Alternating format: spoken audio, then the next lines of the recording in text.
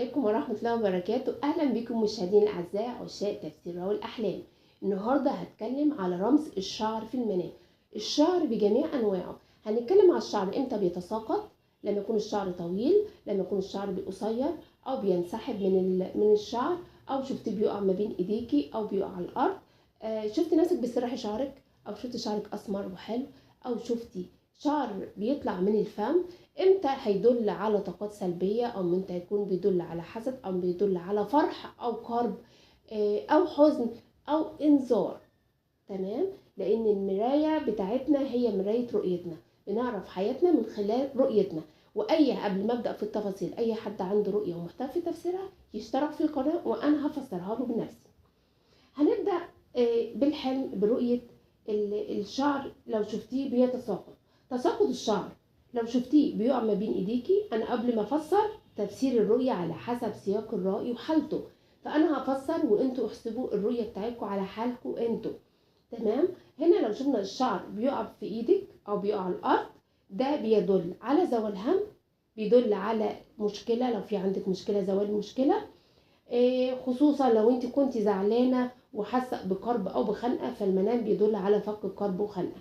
امتى بقى ناخد بالنا من الرؤية ديت بتكون انذار وتخوف؟ لو شفتي شعرك بيقع وحسيتي في المنام بخوف او بحزن، او حسيتي انك انت شعرك بيقع، وممكن يكون يعني حسيتي بشعرك لما بيقع بتبقي حزينة من جواكي وزعلانة في المنام، فبيدل على اشارة وانذار ليكي من حسد او طاقات سلبية بتنسحب من طاقتك وحيويتك، فلازم تاخدي بالك وتكوني حذرة في الرؤية ديت لان جايالك انذار.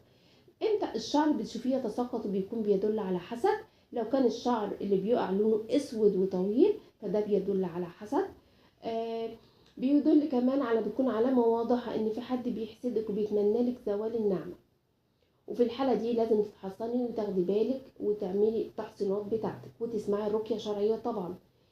هنا بقى لو شفتي الشعر بيتقطع او شفتي الشعر بينسحب من الراس، بتسحبيه كده من راسك او بيتقطع، ده بيدل على خسارة او حاجة مهمة في حياتك، زي ممكن فرصة عمل او علاقة ارتباط او حتى ثقتك بنفسك. وده بيجي غالبا لما تكوني في فترة مضغوطة نفسيا فيه، بتحسي ان مفيش فيه ثقة في نفسك وتوتر اعصاب.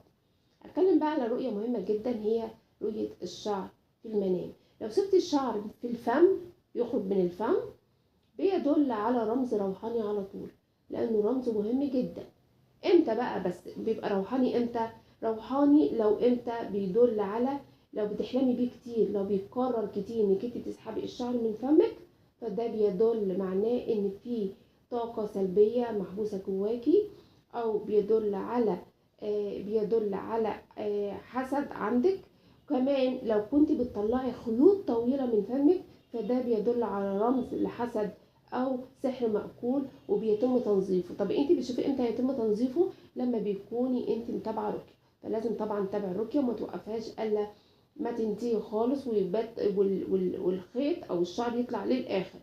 امتى بقى الشعر اللي في الفم ما يدلش على حسد ولا سحر؟ لما تشوفيه مره او مرتين بيدل على مشاعر حزن جواكي مكبوته، حد ألمك في مشاعرك، جرح مشاعرك، فبيدل على جرح في المشاعر. ده لو شفتيه مرة أو مرتين في حياتك. هنا بقى هنتكلم على الشعر القصير وهتكلم على الشعر الطويل. الشعر القصير والشعر الطويل، الشعر الطويل اللي بيقع بيدل على هموم أو طاقة سلبية كبيرة بتخرج. طب الشعر القصير لو شفتيه بيقع بيدل على حاجات بسيطة تتخلصي منها بسرعة. هنتكلم هنا على تنظيف الشعر، تنظيف الشعر وتسريحه. لو كنتي بتسرحي شعرك ووقع منه الشعر، لو انت بتسرحي شعرك وشفت الشعر بيقع منك وكان احساسك حاسه في الحلم ان احساسك بيكون حلو، فده معناه انك انت بتنضفي طاقات، بتنضفي ناس حواليكي عاملين لك مشاكل، عاملين لك ضغوط نفسيه، وبتبداي في مرحله تجديد العلاقه وتنظيف العلاقات اللي حواليك. يعني الشعر، هقول لكم الخلاصة، الشعر لما بيقع ممكن يكون خير أو تحذير حسب إحساسك في الحلم.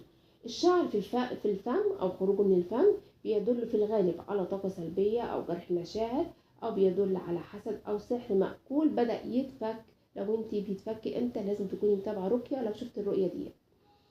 ولازم تاخدي بالك من التحصين لنفسك، ولو الحلم بيتكرر لازم تحذري من رقيه او تحذري يجيلك انذار.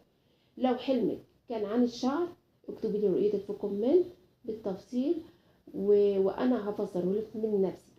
واي حد عنده رؤيه ومحتاج في تفسير اكتبها لي في الكومنت وان شاء الله هفسرها.